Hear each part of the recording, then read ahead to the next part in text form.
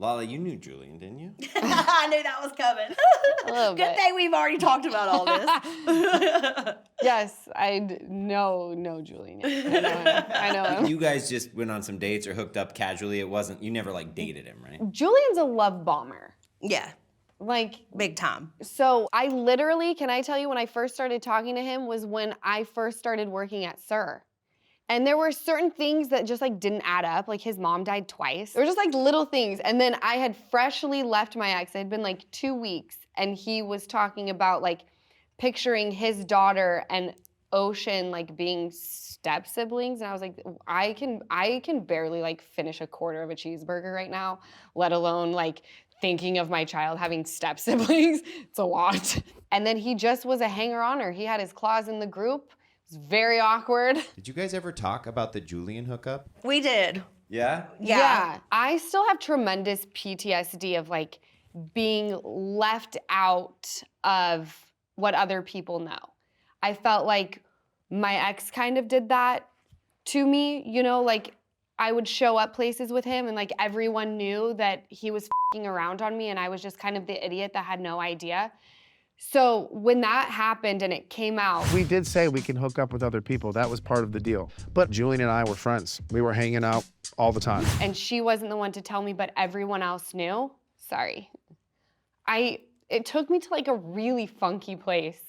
And it had nothing to do with Julian or her hooking up with him, whatever it was. It was like, I feel like I was left out and people were talking about things that I didn't know about. And it's taking me to a really weird place and I don't like this feeling. And I don't quite know how to convey those emotions because I feel like I should be over them. Me and Lala had to have like a sit down conversation because I wanted her to know like I was not purposely trying to hide it from her.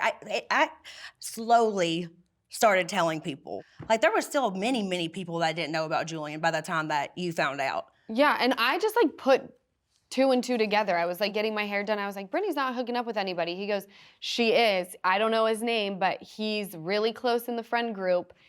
And I just like, we have the same type. You wouldn't know with the way our exes look. Well, for sure mine. But I was like, well, there's only one person who's in the friend group. And then I talked to Janet and Sheen and they were like, we've been telling her she needs to tell you. And I'm like, oh my God. And everyone knows I feel so like left out of everyone's life. I will say when I sat Brittany down after I was like very upset and she said for the first time Julian had made her feel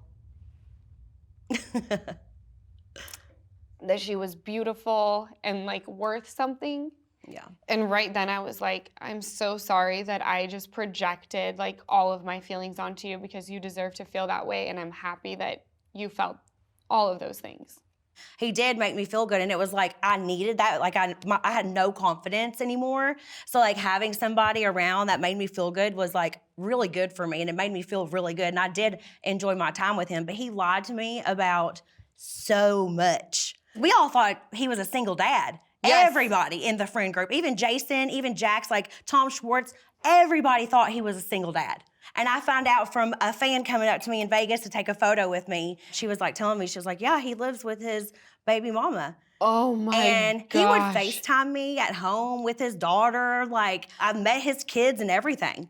Like I did not know that he was with her. Oh and I felt terrible because I would never try to break up a family. Are you kidding me? Not. He was all supposed to fly to Germany to inherit $40 million from his dying uncle. But he was also hooking up with people I knew, like throughout it. So I thought 100% this guy was single. And once I started telling Lala all this stuff, she was like, see, if you would have just told me in the beginning, I would have told you. I would have said all these red flags. Get that dick and I was like, oh my God, I should have. Hindsight. We were together for 10 years, so I definitely had a couple weak moments. Brittany and I were kind of messing with the idea of her coming back home. She was at my house the other night, all by herself. We almost hooked up. Really? She'll call me like 2 days ago. Come over, you wanna have some drinks? Come over, you wanna hook up? Like. We did not hook up. Like, we did hook up one time, but this is before what he was talking about on the hot mic. There is truth to what Jax is saying, and I don't believe Brittany's ever even denied that. Right. He decided to like come out and had to let the whole world know that his wife was having feelings about her husband Husband. when he's being nice. Right. So yeah, absolutely. When Jax was like turning on the charm, being a good dad to Cruz, being calm, she would literally text me and go, "Where the has this man been?" Yeah. And she'd start crying. And she was like, "This is all I've wanted. It's too late now." My main thing was to try to get to a point where we could be friends because we have a son together. So I would try and try and try. So I definitely had like a couple weak moments, but that has not happened in a long time. I think at the beginning, that's always like Yeah, such a that was like in the gray very area. beginning. 8 weeks ago, we took Cruz to the aquarium, and then we went to Hooters for lunch, right? You know, after a couple drinks, The wings she's are like, "Hey, good. maybe I mean- we should hook up to see if we still have it." And I was like this. I'm like, seriously, all the stuff that you've been saying about me publicly, and all this you want to do, and all this the hate. I was just taken back, and I was just like, no, and I think it made her really upset. God, I hope that's true. I would never do that now. Are you kidding me? No. And he did it to me many times, trying to get me to hook up with him. I think I knew whenever I moved out that it was done, but it was just really hard for me because I still like loved him very much. And that's the only reason I had weak moments here and there. And also Jax is too a love bomber, and he knows how to say the right things and how to like manipulate situations and make me think he's gonna change and how he wants his family back. And it's hard when you love somebody to not hope that that could actually be the truth. But I think I always knew that we weren't going to be able to get back together from the moment I moved out. But after that Julian moment and he flipped out the way he did and was so horrible, I was just like, nope, never backtracking like that ever again. I'm glad. If you were so upset with our marriage, why were you in it for 10 years? Why would you ask me for another child last year? I think some of it has to do with like the chemical dependency that you get in unhealthy relationships, right? Well, We've all been in those relationships where it's like people are like, "Why don't you just walk away?" It's like you develop some sort of chemical addiction to that person, even though you know it's wrong and it's unhealthy. You find yourself like, you know, there's a little part of Brittany that still loves you and cares about you. I haven't spoken to him in over a week and he cannot stand it. Didn't he like show up at the house? Yeah, he showed up at my house the other day uninvited, came around to the sliding doors. I was like, nope, leave, started filming him. Because I won't respond to his messages right now because he did that Hot Mic podcast and I wrote down 31 notes where he lied on it. This is so embarrassing for my family. And by the way, Brittany, there's gonna be so many moments where you're like, how the did I end up in this situation? The only reason it's gonna make sense is because you look at Cruz. Yeah. And Cruz is my driving force. Like he is what keeps me motivated because he is so happy. He is so happy. And he is with me majority of the time. I want his father to be in his life, but like Jax has just been so up and down. How am I supposed to trust you? It's gonna take a long time. And yeah, I know I'm stupid or look dumb for having weak moments here and there, but those days are long behind me. It's never gonna happen again. But you will get to a place, Brittany, and it doesn't seem, because you're in it right now. Yeah. You're in the thick of it. Yeah. There will be a day where you are so unaffected by him and his behavior, and I know that it seems like it's never going to come. I hope that I can offer you just a glimpse of what your future is going to hold at some point. Yeah. Because you will be done with this. Yeah. This is not your forever. Yeah. You're gonna be unaffected, and you're gonna come out of it stronger than ever, and he will tuck her out. Yeah. He's gonna get tired. Yeah, It I may hope. take a minute. Yeah. These motherfuckers got stamina. Yeah. But they do get tired. I hope he does, because even to this day, he won't leave me alone. A year in separation.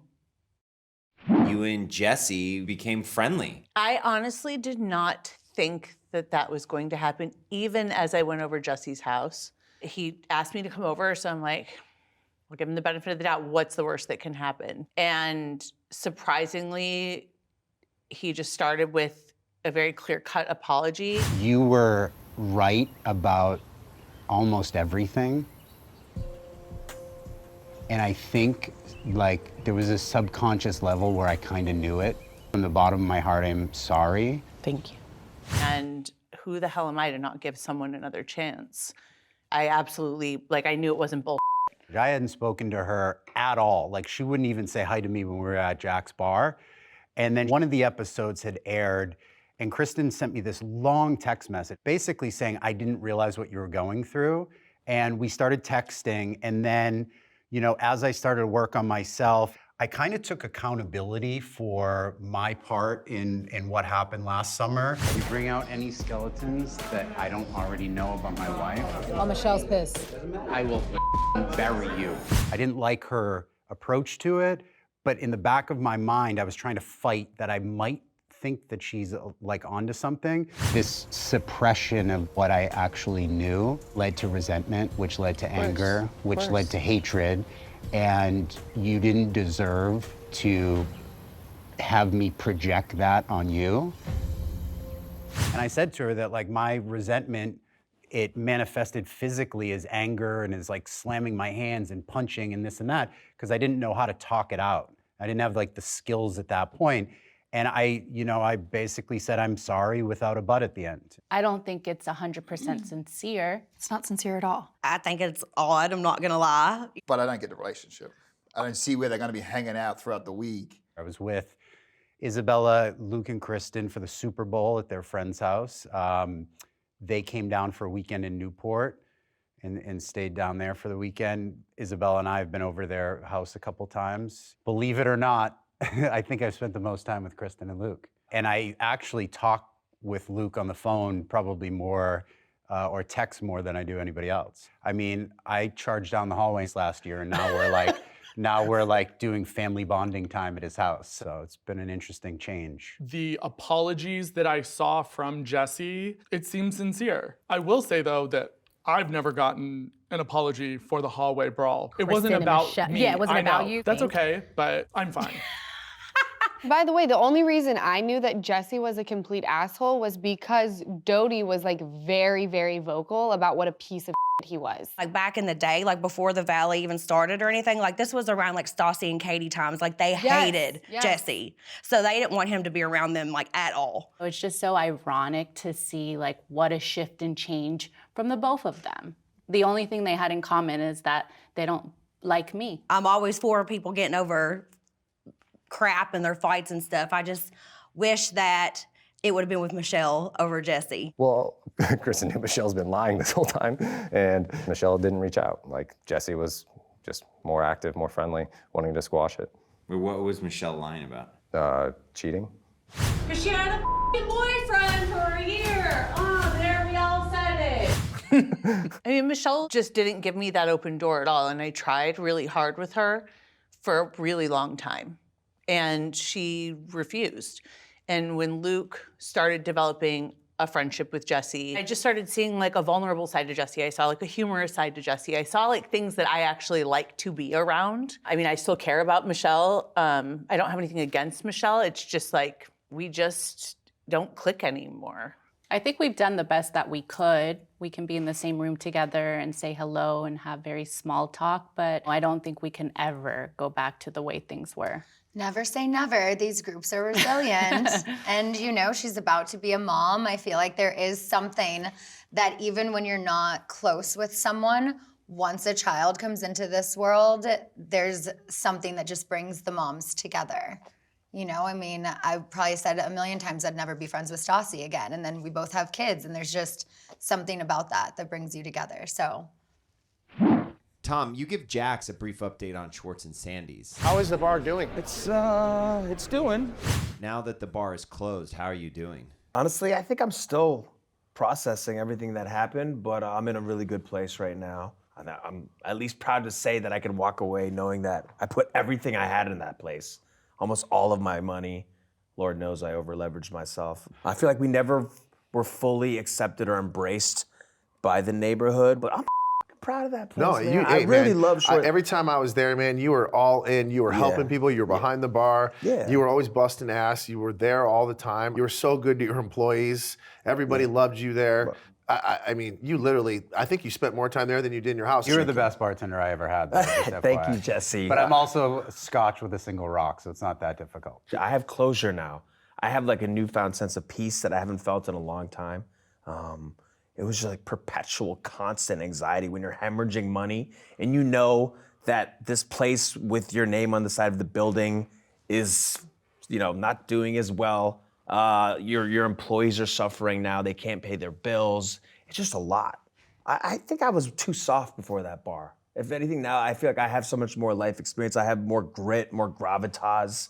I feel like maybe my balls dropped. That's why your suit's so big, because Honestly, your balls no, dropped so I feel far. like I have just a newfound respect and appreciation for life. I just feel like I've grown in so many ways. I don't know if it shows through my actions, but I can feel it. I just feel like I matured and grown a lot through that process. Would you do it again?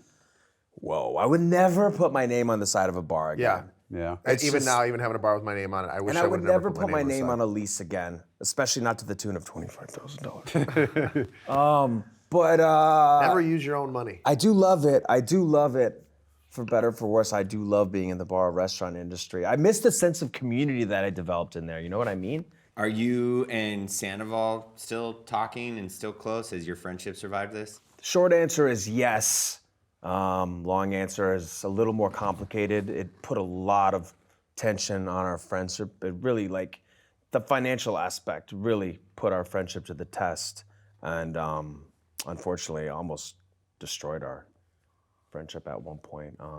But I have closure. It's hard not to. I'm jealous of you and envious of you. The fact that he's so good at just, I mean, people can really do the number on you, and you're just kind of like, well, he can just let it roll. I wish I had that. I wish I can just forgive and forget. I wish I could be like that. Jax, do you talk to Sandoval? I do. Actually, I've talked to him a lot. Yeah, I think I started talking to him second week in rehab. He was the one that reached out to me very, very soon, and which was, I was kind of shocked. But yeah, I talk to him probably at least once a week now. He's always checking in with me and checking in with him a little bit, and his girlfriend always calls me and checks in with me too. But yeah, wished him obviously well on Traders, and was proud of him he did well. And I always love when he comes in for karaoke night at Jax's. He loves coming in, and yeah, he went through a really hard, and I'm not giving him any grace, but God, the world definitely came down on him, and I want him to do well. I want him to do well. You want everybody to do well, and he's my friend. I don't care what anybody says. He's always going to be my friend. So, yeah. I'm compartmentalized. He's family for me. I'll always love I got his Tom name Sandoval, tattooed but on of my course, arm, for God's sakes. I have some deep-rooted frustrations still. But yeah, not holding on to that anymore. They say you shouldn't go into business with your family. Yes. Or friends. I had to learn the hard way. Yeah.